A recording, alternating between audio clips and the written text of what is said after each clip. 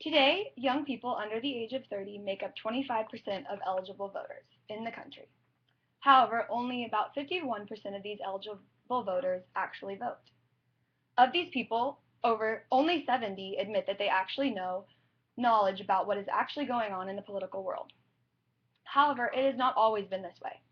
As a U.S. citizen, I would love to help inform the people around me of what is going on in our country today and the political strides we have made over the years.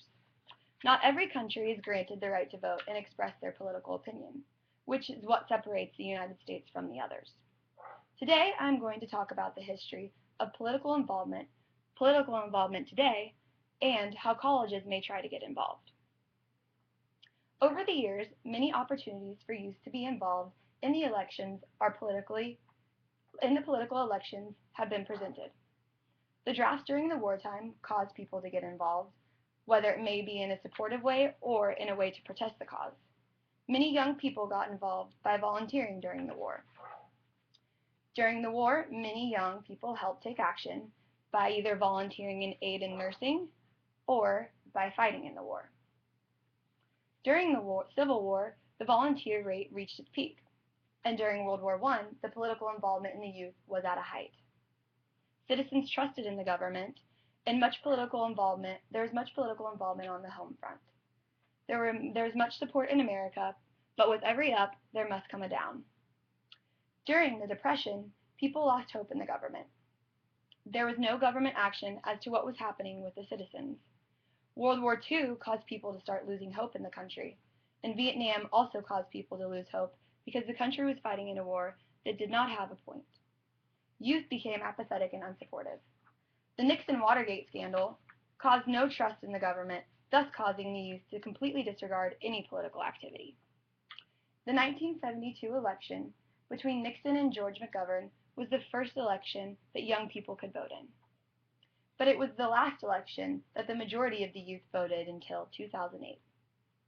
After the election of 1972, the young people voting demographic decreased significantly. It dropped to 38% voter turnout in the 1996 election. This lack of political involvement in the youth set the standard for the future generations. The voter turnout started to rise again in 2000. September 11, 2001, there was a huge rally of support from the American public, including the youth. This is when the voting began to increase again.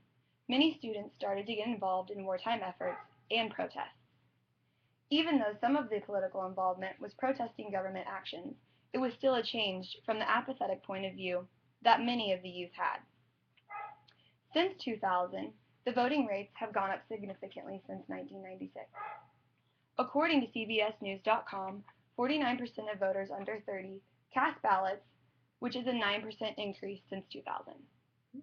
For example, 2012 was the first year I was deemed legal to vote, which also happened to be the same year as the presidential election. I took it upon myself to research both candidates' points of view so that I would be able to vote personally for which president I felt would represent our country best. I did not take much time, and I was proud to say that, along with 58.7% of eligible voters, we participated in the election.